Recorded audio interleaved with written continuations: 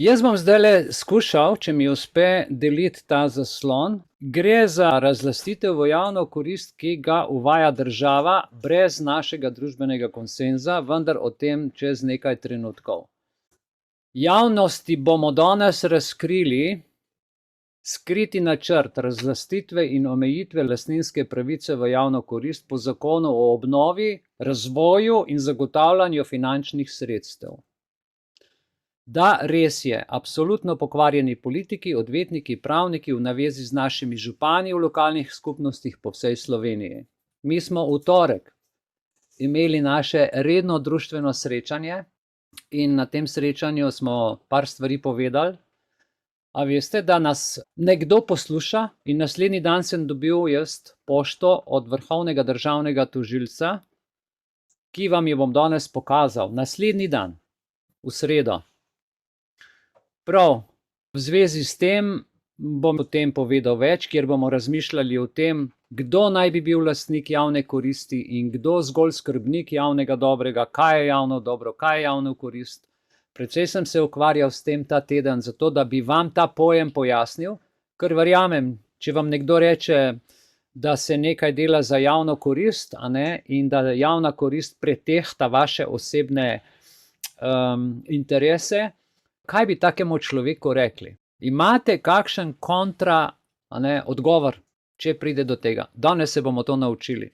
Razlastitev in omejitev lastninske pravice v javno korist s poudarkom na postopku razlastitve po zakonu o obnovi, razvoju in zagotavljanju finančnih sredstev, tako da se jezik zavozla, ko tole bereš, je zanimiv naslov, ki ga, vidite, gor je Nebra, eno podjetje, zunanji izvajalec, po naročilu države, izobražuje seveda kompletno državno upravo in tudi vse to delajo preko Zooma, država najame, da jih ta zunanji izvajalec nauči vseh možnih pravnih trikov.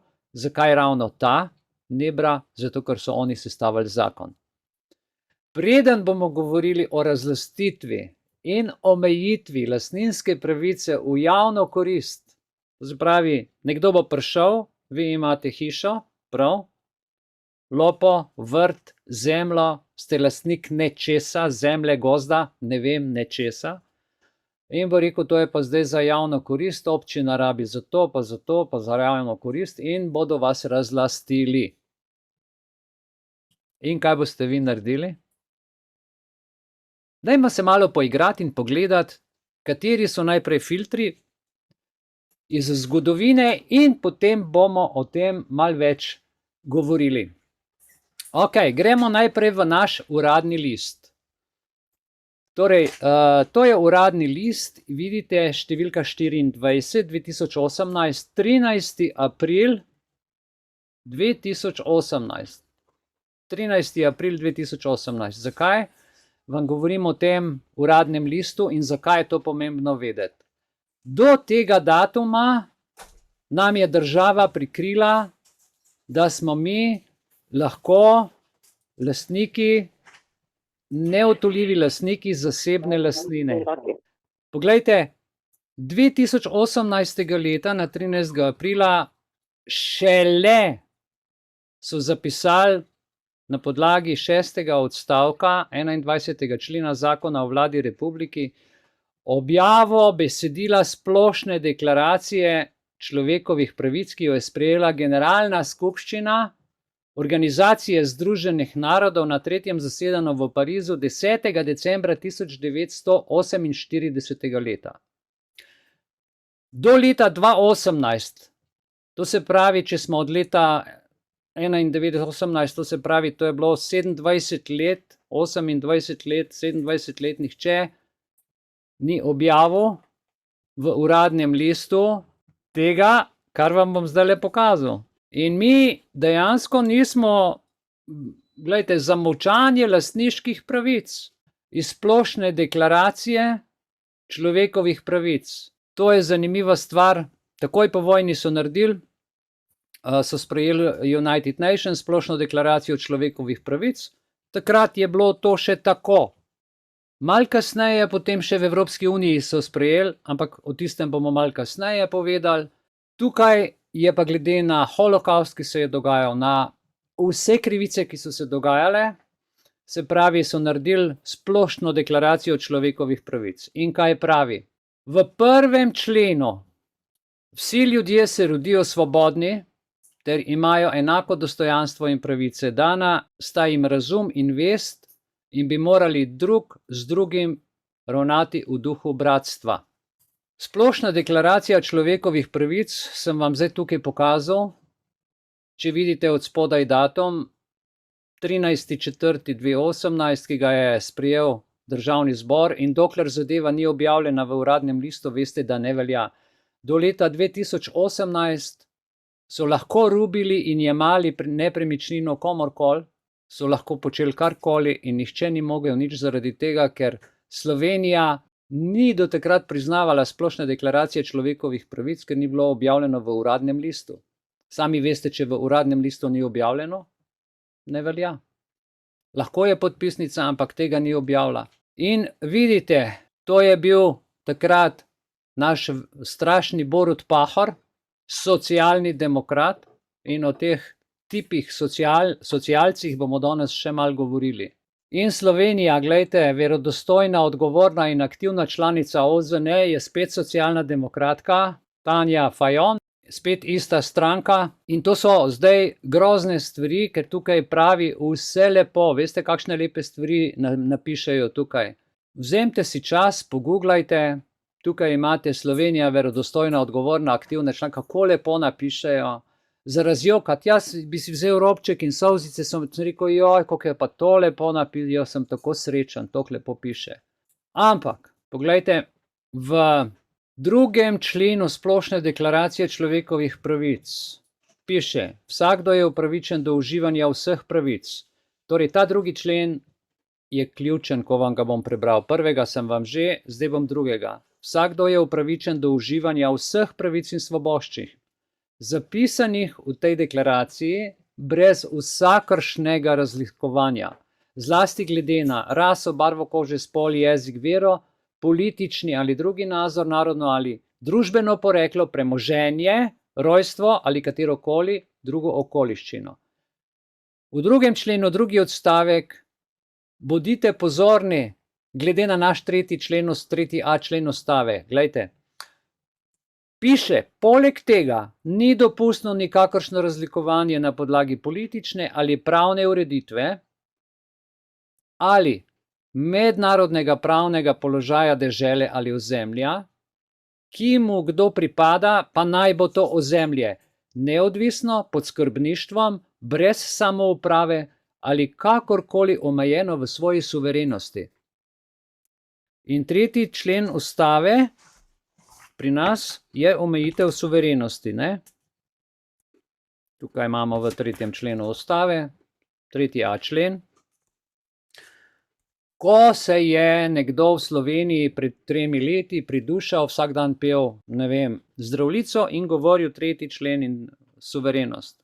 Tukaj, glejte, nihče ni upozoril, da je v 2. členu splošne deklaracije, tudi če to je, se pravi, ne velja, zato ker je mednarodna pogodba v mednarodnem smislu nad Ustavo. Gremo naprej, dajte si poslikati tale člen, 17. člen splošne deklaracije, glede vaših nepremičnin in lastnine. Vsakdo, bodi si sam, bodi si skupaj z drugimi, ima pravico imeti v lasti premoženje.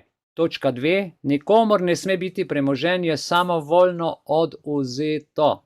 Ko se pogovarjamo z našimi gospodi, ki so nam to 28 let zamolčali, vsemu slovenskemu narodu, jaz rečem, da je to sramota slovenske politike. Da ima vsak pravico imeti v lasti premoženje in nikomur ne sme biti samovoljno odvzeto. To, kar so počeli, za 200 evrov si bil dolžen in so ti hišo vzeli. Rubež, 150 evrov nisi polo in so ti bajto vzeli.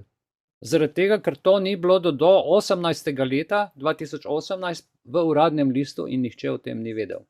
Ker ljudje pač ne beremo vsi vsega. Hvala Bogu sem jaz tole našel, prebral. In ključna zadeva, ki je 17. člen, pride 30. člen, kjer pa piše: ničesar v tej deklaraciji ni mogoče razlagati v smislu, da katerikoli državi, skupini ali posamezniku daje pravico, da izvaja katerokoli dejavnost ali stori katerokoli dejanje usmerjeno k uničenju katerekoli od tukaj določenih pravic in svoboščin.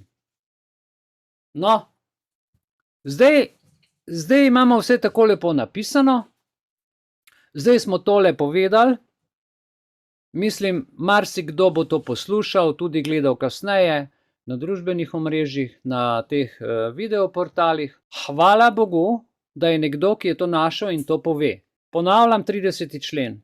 Ničesar v tej deklaraciji ni mogoče razlagati v smislu, da katerikoli državi, pazite, država članica, Slovenija je država članica, mi imamo celo v varnostnem svetu Tanjo Fajon in ona je glavna, ki bo tole izvajala v državi.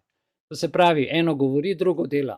Vam bom povedal kasneje, da katerikoli državi, pazite, skupini ali posamezniku, politični skupini ali posamezniku daje pravico, da izvaja katerokoli dejavnost ali stori katerokoli dejanje usmerjeno k uničenju katerekoli od tukaj določenih pravic in svoboščin. 17. člen ostane tako, kot je zapisan, in njegovo izvajanje se zapečati s 30. členom. Sklicujte se na to, ker to je mednarodni dogovor, mednarodna pogodba. No, 2 leti kasneje, ko so to sprejeli, poglejte, je pa Evropska konvencija o varstvu človekovih pravic v 14. členu prepoved diskriminacije in jaz sem tam z modrim oznanil lastnino, uživanje pravic in svoboščin. In s to konvencijo je zagotovljeno, piše, da je zagotovljeno vsem ljudem brez razlikovanja, se pravi lastnina. In Slovenija se hvali v mednarodnih organizacijah, da je vse od osvojitve. Slovenija uspešno prevzema zahtevne naloge v okviru mednarodnih organizacij. Jaz verjamem, da so ljudje, ki so na pozicijah, Slovenci, povsod ta glavni, pa vzamemo United Nations, pa vzamemo, ne vem, Španijo, predsednik je tam dol španska, ena organizacija, ki je, pa vzamemo Svetovno poštno organizacijo, Svetovna pošta, kjer je drugi človek tudi Slovenc in tako naprej, imamo Svetovno ustavo poštno, ki je bila v veljavi, a veste, mi smo bili v paketi pravzaprav v času covida, ki so nas štempljali, ampak o tem enkrat drugič. Zdaj, v Varnostnem svetu Združenih narodov, glejte, imamo neko gospo, ki je tam, jaz si želim vse dobro, ampak ko se nekaj napiše, ko se nekaj spoštuje, naj si bo z Evropske unije, ker tale Evropska konvencija o varstvu človekovih pravic je zakonita. Ko vi napišete pritožbo, je to zakonita. Medtem kot prej, ko smo brali pa splošno deklaracijo človekovih pravic, je pa splošna, jo ne veže zakon, ampak če država ne spoštuje, dobi sankcije. Tako da, glejte, tukaj sem povzel še 34. člen pritožbe posameznikov, toliko, da boste vedeli, za pritožbo sodišče za človekove pravice lahko se pritoži katerakoli oseba, nevladna organizacija ali pa skupina posameznikov, ki zatrjujejo, da so žrtve kršitev pravic priznanih s konvencijo in njenimi protokoli. In obstaja protokol 54, ki govori o premoženjski pravici, ali je 52, ne vem natančno, to lahko si tudi sami poiščete. Protokoli so prav narejeni in ko enkrat izčrpate vsa pravna sredstva v državi, se pravi, ko vam tle vse posod rečejo ne, greste pač kot posameznik na sodišče, kjer bodo obravnavali zadeve potem naprej. Zdaj pa, če gremo na našo ustavo, pogledati še par stvari, je zanimiv 8. člen v naši ustavi, kjer piše: zakoni in drugi predpisi morajo biti v skladu s splošno veljavnimi načeli mednarodnega prava. Zdaj, mi smo ravnokar o splošni deklaraciji človekovih pravic govorili, morajo biti, vidite, morajo biti v skladu s splošnimi veljavnimi načeli mednarodnega prava, mednarodno pravo, in pa ratificirane in objavljene mednarodne pogodbe se uporabljajo neposredno, direkt. Zatorej, če vam pride občinski uradnik, če vam pride, ne vem, župan, če vam pride inšpektor, zapišite si te zakone, povejte, kakšne so vaše pravice in ga naženite z vašega posestva, ker to je vaša pravica. Nihče brez sodnega naloga nima pravice hoditi ali vam karkoli jemati. Za sodni nalog, a veste, kaj rabijo za sodni nalog? Ne more se občina pa en župan pa minister pogovarjati, kaj bi koga razdedinali in tako naprej. In tukaj, gledajte, 153. člen, usklajenost pravnih aktov. To, kar zdaj delajo in po hitrem postopku sprejemajo zakone v Republiki Sloveniji, to je farsa. To se malo hecajo v državnem zboru, a ne? Ker mislijo, da če so člani Svetovnega gospodarskega foruma in če jih tam Klaus malo potreplja po ramci, da zdaj lahko počnejo karkoli.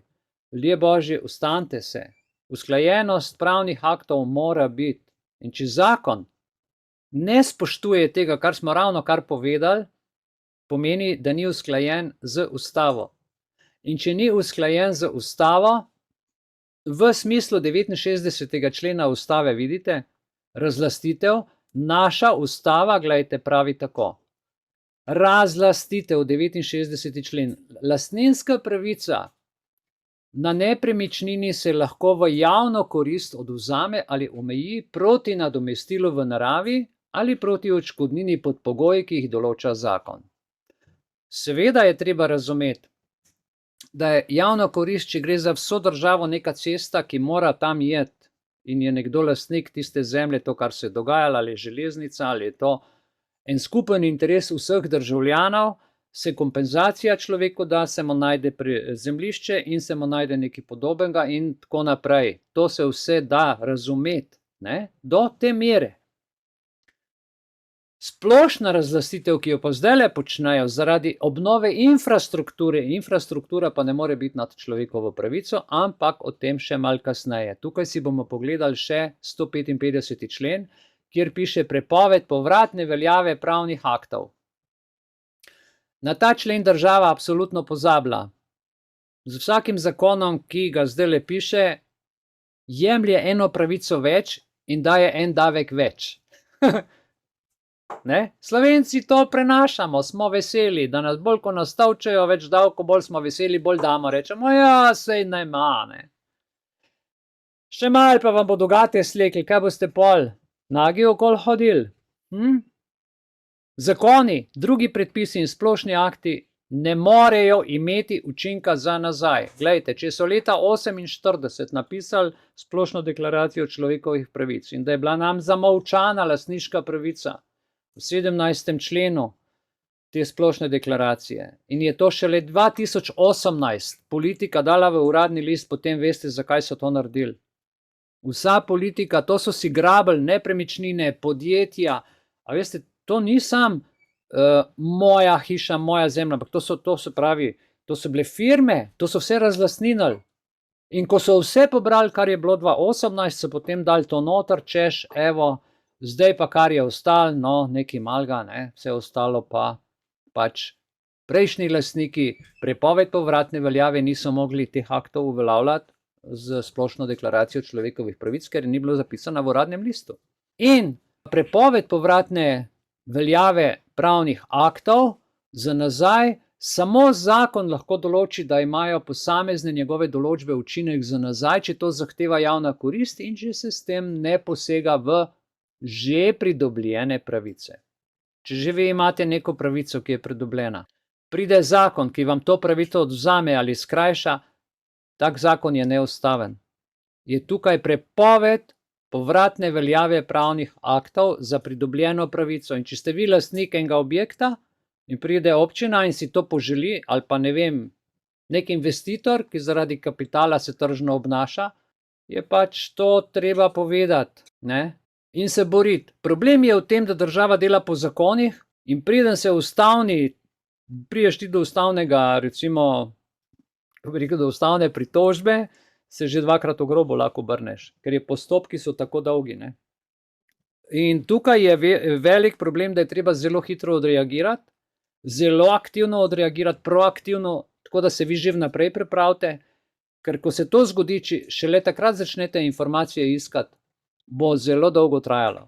Če pa vi ste pripravljeni na te stvari in imate te stvari, da na občini poveste, če aktivno sodelujete, da ga župan lomi, ker se gre to agendo razlastninjanja z vlado Republike Slovenije in z ministri, ki vsi sodelujejo v tej skledi, je pa to malo čudno, ne? Zdaj pa ključna zadeva. Dobro poslušajte. Ali lahko država v imenu javnega interesa krši osnovne človekove pravice? Namreč, osnovne človekove pravice so univerzalne, nedeljive, neodtujljive, zapisane v mednarodnih dokumentih, kot so, vse smo rekli, Splošna deklaracija o človekovih pravicah pri Združenih narodih, potem je Evropska konvencija o človekovih pravicah, potem so mnogi drugi zakoni mednarodni, mednarodna pravila, a ne? In ustave, te pravice, kot so recimo pravica do življenja, svoboda izražanja, zasebnosti, enakosti pred zakonom, glejte, so bistvene za dostojanstvo in svobodo posameznika in pravico do premoženja in morajo ostati neodtujljive, spoštovane in varovane. Če se za to ne bomo potegnili, potem, ne vem, bomo pač v 15-minutnem mestu, a ne, tisti sendvič žulali, ne vem, dokler nas ne pridejo iskat. Glejte, in javni interes kot koncept, ki se nanaša na skupni interes ali korist za družbo kot celoto, lahko v nekaterih primerih pride v konflikt z osnovnimi človekovimi pravicami. In to je nenehna kolizija. Vendar to ne pomeni, da lahko javni interes neposredno krši človekove pravice. In kaj se zdaj dogaja v Sloveniji? Zakaj sem danes šel na to tematiko?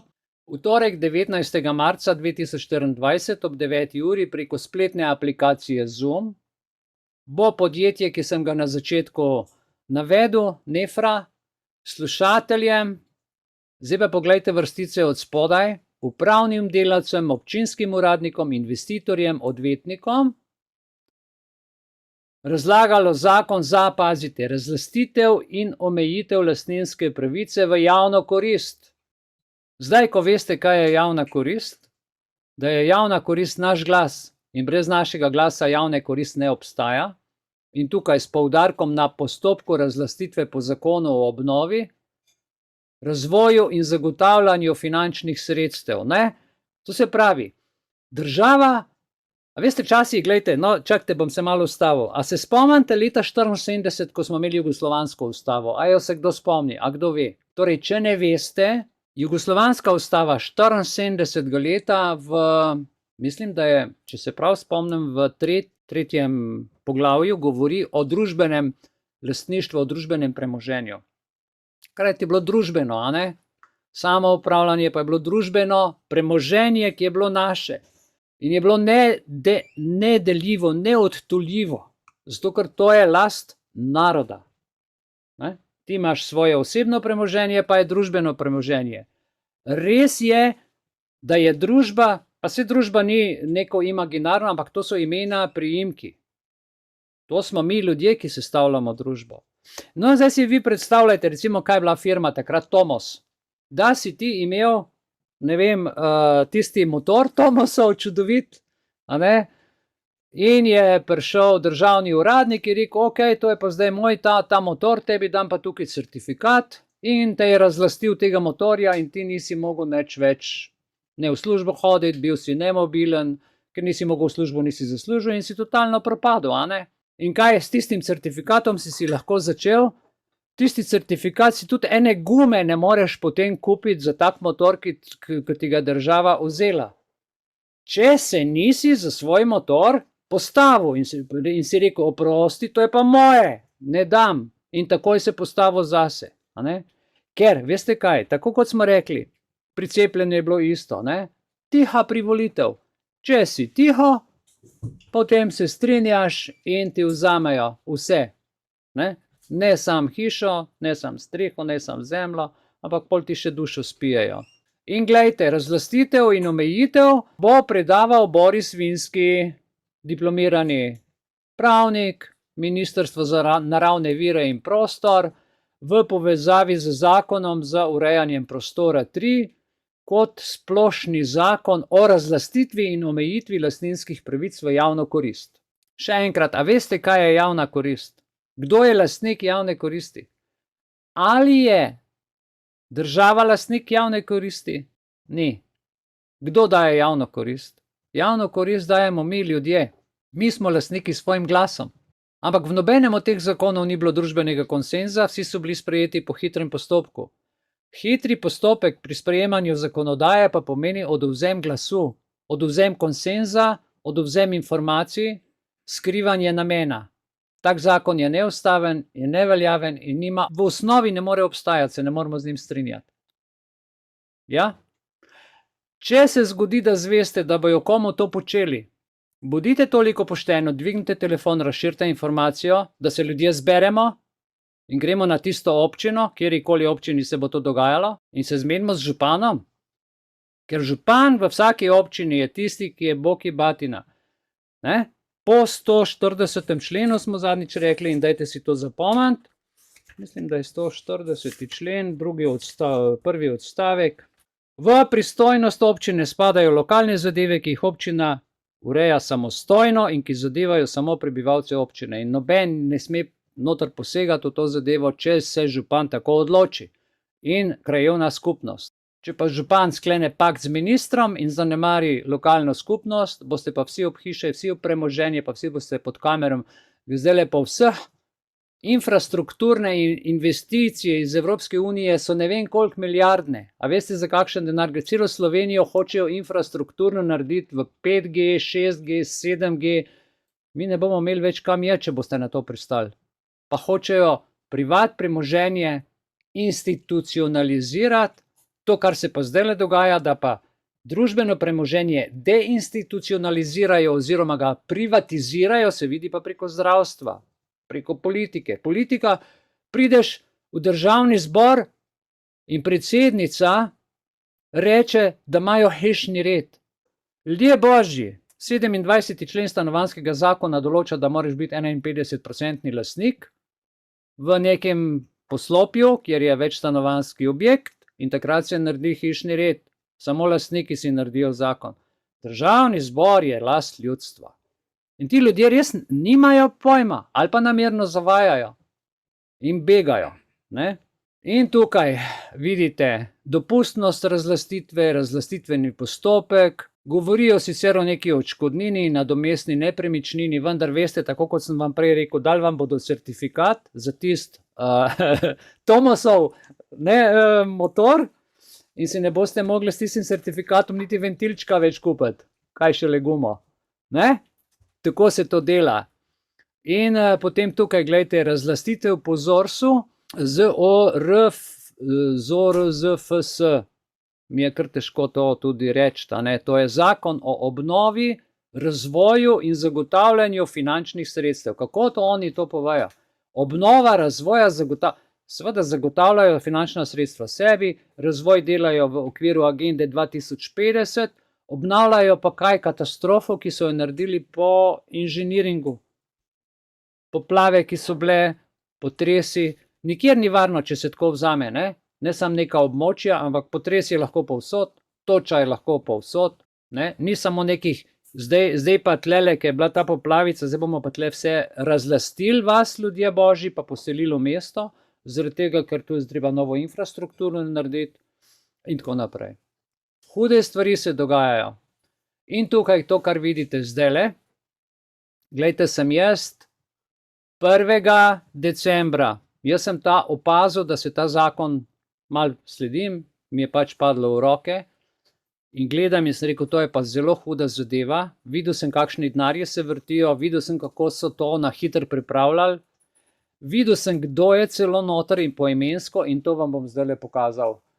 Poglejte, v tej zadevi sem jaz poslal 1. decembra, zapomnite si to datum, 1. december, delal sem 3-4 dni prej, sem to raziskoval in to naredil, to je ta. In vsem tem ljudem sem tudi poslal, ki jih tlele vidite, ki so tle navedeni, ker to so podporniki tega zakona. Se pravi, kompletna vlada, ministri, tukaj imate vse tole navedene, in Na splošno sem povedal tem ljudem, je predlog zakona skladen z vsemi predpisi. Na prvi uč v Republiki Sloveniji. Ampak je ogromno neskladij z drugimi predpisi. Zakonom o državnem proračunu, sredstva iz državnega proračuna se lahko uporablja samo za javne potrebe, ne pa za investicijo, za vlaganja, za zasebne stvari. A veste, tle so hude stvari. Ne more tebi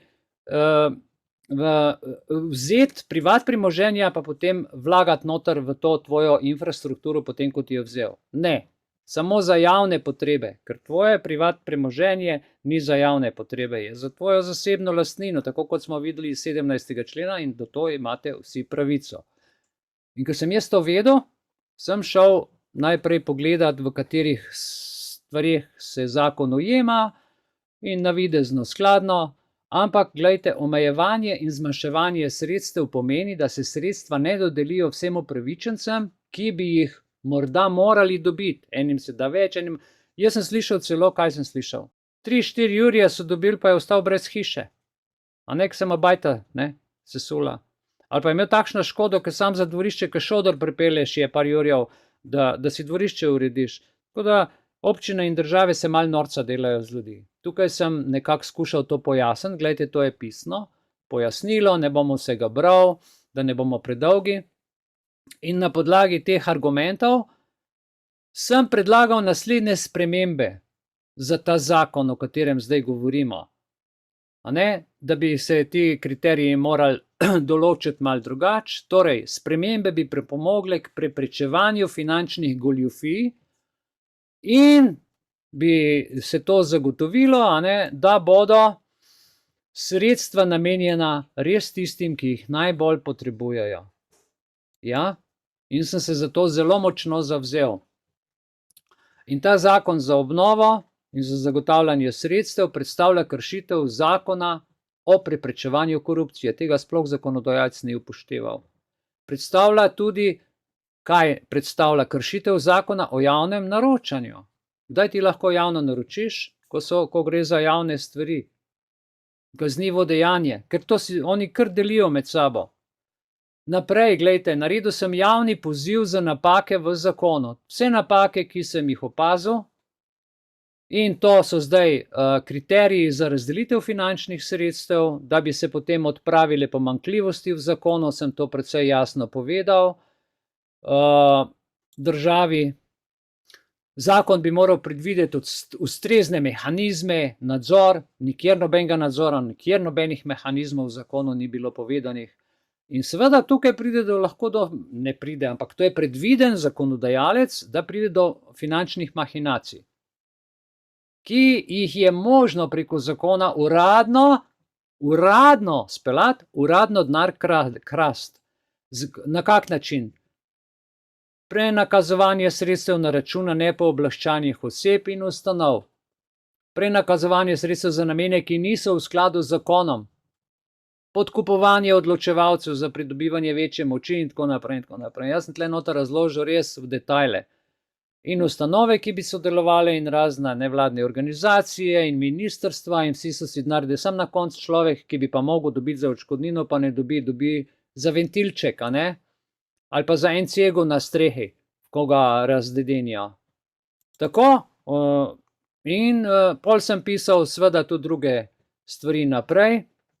Prijava napak v zakonu, ki bi lahko povzročile nepravilnosti. In sem še napisal morebitne finančne mahinacije in vse naštel gradbena podjetja, kdo bi tukaj lahko seveda prišel na svoj račun. In tako sem to, vidite, 1. december 2023 jaz to poslal. In sem na to pozabil. Pozabil. Nisem pozabil. Pozabil sem, pa nisem pozabil. Odgovorili so nekateri župani, da niso za to pristojni. Potem skupnost občin Republike Slovenije, ker so to, to je kar ena, veste, ta skupnost občin je kar ena mafija županov zbrana skupaj in delajo, kakor jim paše. Niso vse občine zbrane v tej skupnosti. Hvala Bogu. So eni župani pametni in hočejo samostojno za svoje prebivalce skrbeti, vendar je to zelo redko. Tako da, gledajte, vsiljevanje zakonov strani politike preko županov kar direktno na nas, ki nas potem na lokalni ravni vse to zadane. Zato treba na župane absolutno pritisniti. In definicija, veste, jaz ne vem, vlada sodeluje s korporacijami, korporacija da denar, potem pa pride do županov in oni delajo kar po svoje, kamere so povsod, infrastruktura, ne veš zdaj, kaj se vse dogaja. Skratka, cel načrt sem videl, kako je narejen, kako morajo vsa mesta v Sloveniji biti za krožno gospodarstvo pripravljena. Ko govorimo o krožnem gospodarstvu, je pa tukaj šef Janez Potočnik. On je glaven v Evropski uniji in v svetu, on je uvedel izraz krožno gospodarstvo. Doktor Janez Potočnik. A se ga spomnite, kdo je ta človek? Pogooglajte ga. Boste videli, kaj je naredil. Toliko za informacijo. Tukaj piše pa datum, poglejte, Vrhovno državno tožilstvo. Mihajl Belis, Ziherlova 39, 12.3.24, ja. To je bil torek. V torek so to sestavljali, v sredo sem dobil, mi smo pa v torek na konferenci preko Zooma debatirali o tem, da na uradih nič ne počnejo in jaz sem imenoval med drugim tudi državno tožilstvo, ker vem, da od njih nisem dobil odgovora na stvar, ki bi jo mogli prvi v lov skočiti, zato ker je zakon napisan goljufivo. Kdo preganja kriminal? In kdo preganja uradnike? Ne državno, ampak vrhovno državno tožilstvo, specializirano državno tožilstvo, ki je prav za te uradnike. Poglejte.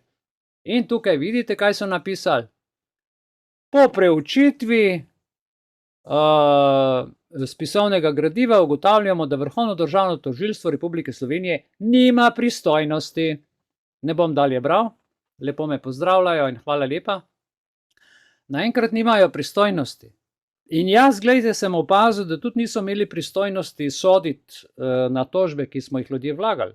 In očitno nima nihče več pristojnosti z nami sodelovati. Ne sodišča, ne policija, noben nima nobenih pristojnosti. Če pa imajo pristojnosti, so pa čist zmešane, so pa čist med sabo pošlukane. Redar ima pristojnost policista, sodnik ima pristojnost tožilca, tožilc ima pristojnost, ne vem, kaj, vse je zmešan, ne? Prodajalka na pultu ti lahko masko natakne, je dohtarca postala, una sestra, ki je v bolnici, se dere na tebe kot en sodnik na sodišču, medicinska, in tako naprej. Vse je, naprimer zdajle, naš član mi je poslal en dopis od ZZZS, kjer upravno sodišče, človek je iz Maribora, pa tudi tle sem slišal iz Ljubljane, upravno sodišče pošilja informacijo v Novo mesto na ZZZS. Ja, a je ZZZS zdaj okupirala, ne vem, Krka oziroma farmacija? Tukaj gre za lokalno pristojnost. In smo ravno kar ugotovili tukaj v studiu, ko smo se o tem pogovarjali, veste, če sodišče napiše, da mora ZZZS tebe obvestiti, da ti tožiš, oziroma da ti vložiš tožbo, ne pa da oni vlagajo namesto tebe, ker kršijo 38. člen ustave, to pomeni, da so kršili krajevno pristojnost. Kaj pa ima Novo mesto tam dol? Naj ga skrbi za svoje novomeške občane. Ne? Ljubljana, tukaj, Maribor tam in vsaka občina ima svoj center. Razne občine, ki so združene, pa se med seboj povejo. To je zelo čuden postalo. Vsi imajo pristojnosti, pa nihče jih nima. Ko govorimo o goljufiji, noben ni pristojen. Ko govorijo pa o naših obveznostih, o davkih, takrat so pa vsi pristojni. Poglejte, tu bom sam še povedal, tukaj so pisali, evo, Ministrstvo za zdravje sem pisal, so mi odgovorili, da oni s tem pač nimajo nič, ne. Potem tukaj vidite upravno sodišče, urad predsednice v zvezi z vašim elektronskim sporočilom 1.12. vam pojasnjujem, da upravno sodišče nakladancija, tukaj pišejo, ne. Ja, nič. Ni sodišče pristojno dajati nasvetov oziroma pravne pomoči strankam izven konkretnih postopkov, ne. Ona to jemlje kot postopek. Jaz sem jo pa obvestil, da je zakon, ki je goljufiv in ona bi mogla to preučiti in seveda na vlado sporočiti kot predsednica upravnega sodišča. Ampak ne, v redu. Naprej, tukaj vidite inšpektorat. Republike Slovenije za okolje in energijo, ker gre za infrastrukturno zadevo, ker gre za vso Slovenijo. Vi ne veste, kakšni denarji se od tem, zato so tako na hitro ta zakon sprejeli. Glejte, varuh človekovih pravic, kaj mi je pisal 17.12.23. Lepo, hvala lepa, gospod Peter Svetina, sem hvaležen, ampak on mene poučuje, da varuh ni aktivno vključen v sprejemanje zakonodaje, kar velja tudi pri predmetnem zakonu. Ne vem, kaj potem počne, ker če kdo pri sprejetju zakonodaje bi moral biti varuh tisti, ki pazi, da so človekove pravice v zakon vključene, ne da zakonodajalec naredi, pride do kršitve, pa varuh, seveda, zdaj pa on ugotavlja, je brez kruha bi bil, če bi bilo tako, da bi to bilo v redu narejeno. Pa gledajte, zagovornik načela enakosti, govori pa o diskriminatornih zadevah. Je pisal, pa tlele se je ena gospa razpisala, poglejte, kaj vse naredite, print screen, pa še en print screen, pa spet o pristojnostih.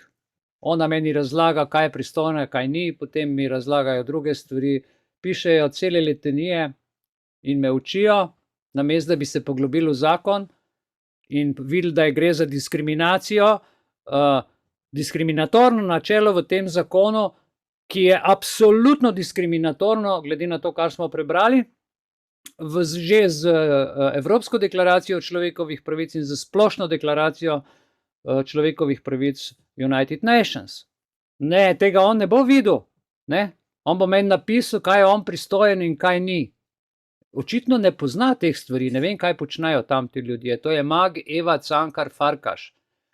Gospa Eva, kuku. Pol gremo pa naprej. Tukaj so še druge stvari. Moram reči, da Urad za komuniciranje so mi pa zelo lepo napisali z Vlade Republike Slovenije, da so to sprejeli in da bodo dali v preučitev.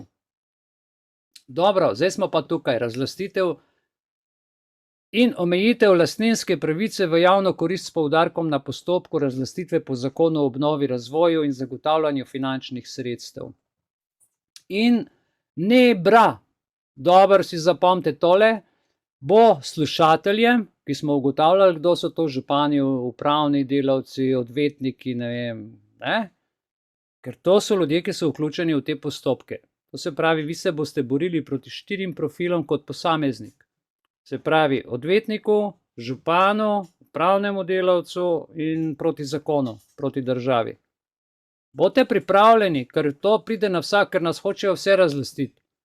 Vkolikor pa ne razlastiti, boste pa videli v zadnji točki, kaj pride pa potem za tiste, ki jih še ne morajo takoj razlastiti. Slušateljem to razlastitev piše s posebnostmi, pazite, posebnostmi, ki jih vsebujejo posamezni posebni zakoni, posebej predstavljen postopek razlastitve na podlagi zakona o obnovi, razvoju in zagotavljanju finančnih sredstev. To se pravi, vse je posebno. Zakon o urejanju prostora črtica 3, to je nov zakon, zdaj prenovljen s posebnostmi, potem posebni zakoni in pa še posebej predstavljen postopek. Torej gre za posebne postopke. To je vse nezakonito. Skrite postopke. Javnost o tem ne ve nič. Jaz sem šel pogledat, tam vidite na vrhu piše strokovna gradiva, rdeča črtica ob nebri gor, aktualno strokovna gradiva, ni ustreznih gradiv. Sem šel gledat, kaj je s knjigami, aktualne knjige, ni ustrezno obstoječih gradiv. Sem šel dalje klikat, sem pogledal posnetki, aktualni posnetki, ni ustreznih obstoječih. Kadar gre za goljufijo, veste, pač gleda, da ni, ne. Potem sem šel gledat, kdo je ta firma, vidim NEBRA d.o.o., ok, to sta Nefat Branka, direktorica in Nefat Milan, ok, neka zasebna družba, d.o.o., NEBRA d.o.o., celo država vodi, poglejte. In kdo je ta gospa? Evo, Branka, Nefat. Potem sem šel malo iskat okrog in kaj sem našel?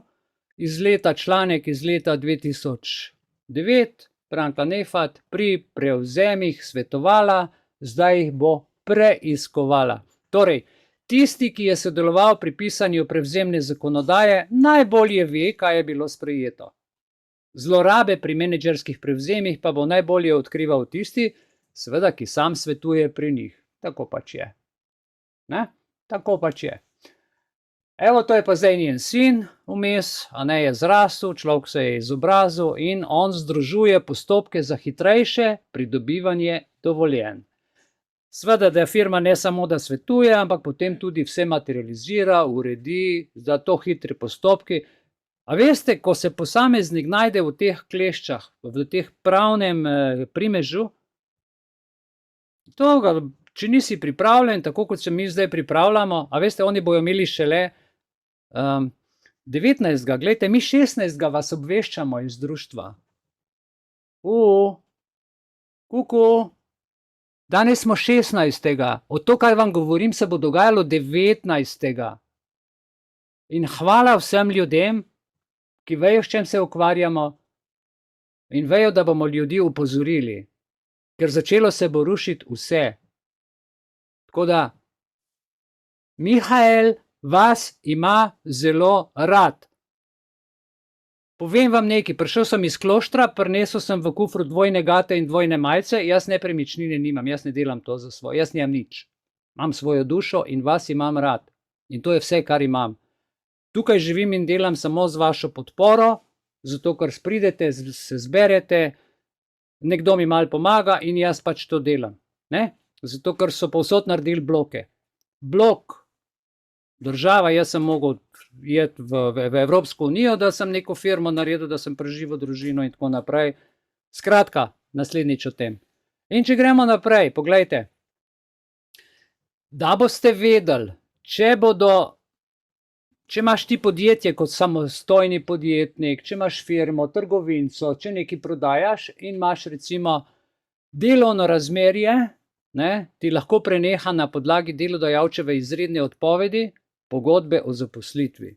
Odpovednega roka ni, tako da je delavec brez zaposlitve čez noč. Oni te lahko čez noč razlastnijo, čez noč te lahko odpustijo in ti si čez noč lahko, ne, zaradi nekih razlogov odpovedi, ki morajo biti takšne, se veste, da se to vse zrihta, a ne, da delovno razmerje ni več mogoče.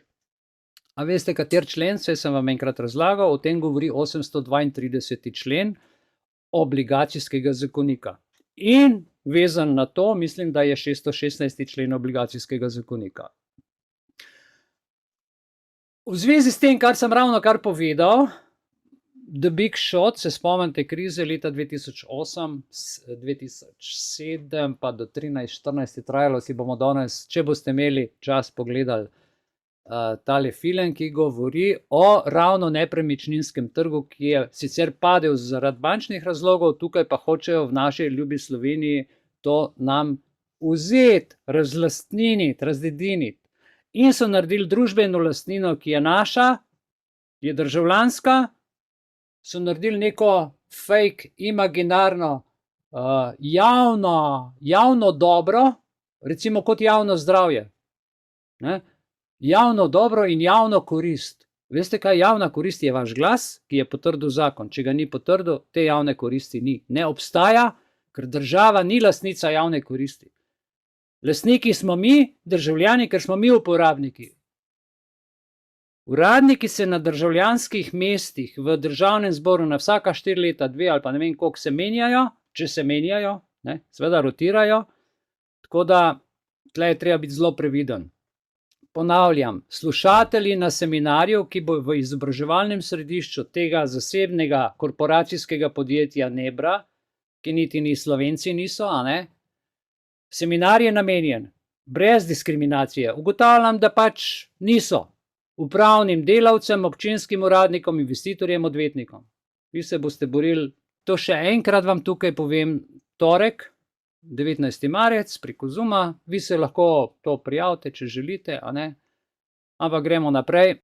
To smo tudi že videli na začetku, ampak zdaj sem pa jaz naletel na eno zadevo, 24 ur nepremičnine, vidite, razlastitev in omejitev lastninske pravice v korist občine. No in smo spet pri v korist, oni pa kar direkt povejo, ker je to njihov zasebni portal, Ne rečejo javna korist, ampak v korist občine. Glejte, kako so se zagovorili, ne?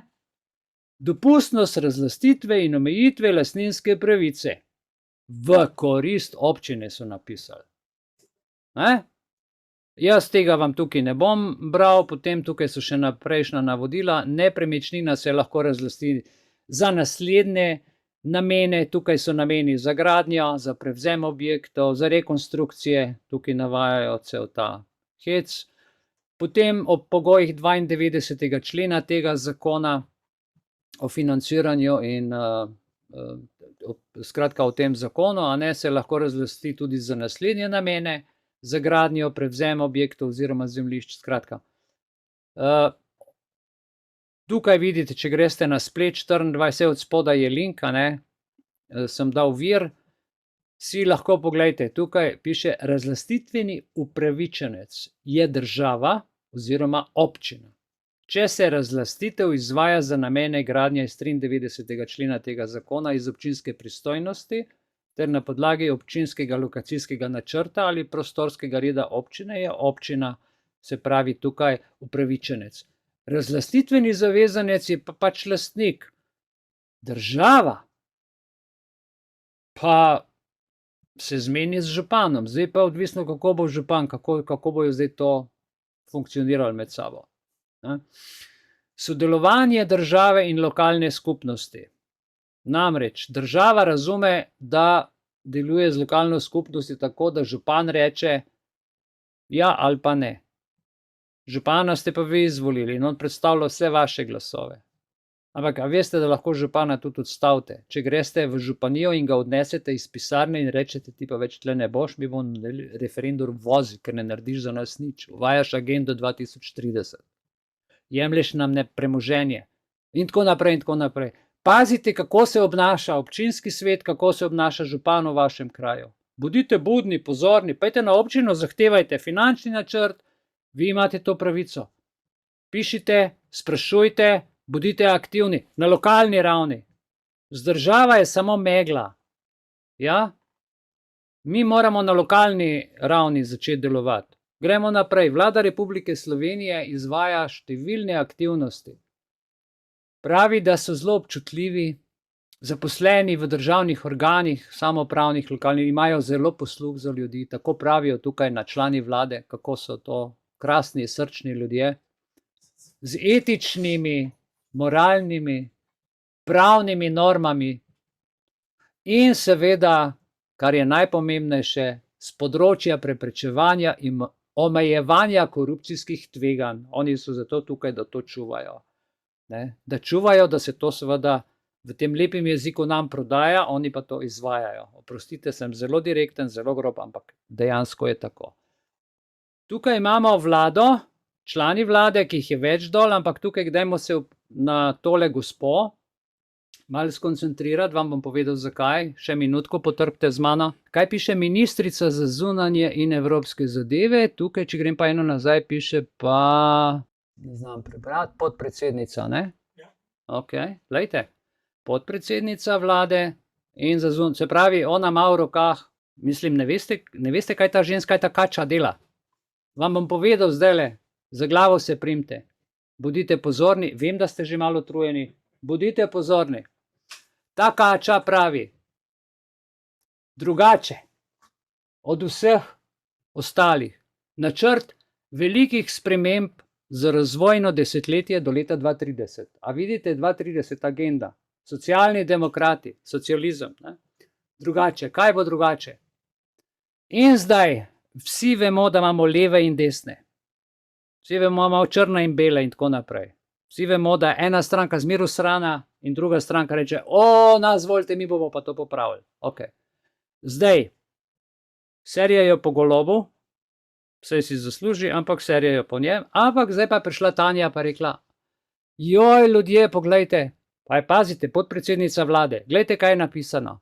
V njihovih 250 strani portfelju za to, kar bodo počeli. To je letošnja knjiga. Smo pred odločitvijo, ali bomo dovolili, da postanemo avtoritarna država, ali pa bomo odločitve sprejemali z več sodelovanja in več demokracije. Se pravi, ali, ona ti ne da izbora, ne?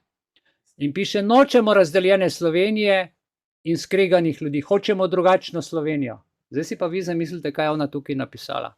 Nočemo skreganih ljudi, hočemo drugačno Slovenijo, hočemo več demokracije, če pa to ne bo šlo, bo pa avtoritarna država, glejte, se je pisalo, ne? Smo pred odločitvijo, ali bomo dovolili, da postanemo avtoritarna država. Se pravi, v vsakem primeru, ali bomo tepeni, ali bomo pa svobodno privolili. In kaj pravi, glejte, ta gospa, veliki problemi zahtevajo velike rešitve. Zdaj vam bom pa povedal za vse tiste, ki vam ne bodo odvzeli nepremičnine, kaj vam bodo pa naredili. Ta gospa ima velik problem, ki zahteva veliko rešitev. Zdaj pa dobro poslušajte, kaj je napisano v tej knjigi. 3000 letnega davka od vrednosti premoženja za pravično financiranje zdravstva, dolgotrajne oskrbe in lokalnega razvoja. Ljudje božji, a vi razumete to, kaj to pomeni? Jaz vam bom to zdaj malo razložil. 3000 letnega davka. 3000 pomeni 0,3% od vašega premoženja. Ne? 0,3 od 100, 0,03. To pomeni, če imaš hišo, bančni račun, recimo, da je tega premoženja za 300 000 evrov. Ne? Glede na to, kako so danes stanovanja draga, to niti ni taka cifra. Imaš klet, imaš avto, imaš bančni račun, imaš stanovanje in to je 300 jurjev. 3000 letnega davka pomeni, da bi vsako leto od tega premoženja vi mogli državi odvajati 900 evrov. Tako, 900 evrov eno svojo penzijo plačo državi. Ok? Tisti, ki imajo več, tisti, ki imajo manj, pa manj. Ampak 3000 pri 300 000 evrih boste plačali zakaj? Za financiranje zdravstva, ki je že tako financiran. Za dolgotrajno oskrbo, ki nam že kradejo, ne? Ki nam že jemljajo. In pa še za lokalni razvoj, ker so vsi davki že plačani. Povprečnina. A veste, vsak župan dobi od države povprečnino na glavo. Predstavljajte si kmetijo, pa imate kure, krave, pojčeke, micike in tako naprej, zračunate povprečnino, koliko kira žival poje in toliko imate vi zdaj pol na glavo. In mi smo tle ena živina za njih, ki nas hočejo še enkrat udariti in mi bomo vsi srečni, ker bomo rekli, joj, zdaj pa mi prispevamo, čudovito, čudovito. 1000 bomo zagotovili za dodatne vire, da se bodo ti ljudje fajn imeli, pa že to, že vse plačan, ampak to delajo. Hvala, se vidimo čez 5 minut, ko si bomo pogledali, kaj pa za 1,5 € država dela mladim.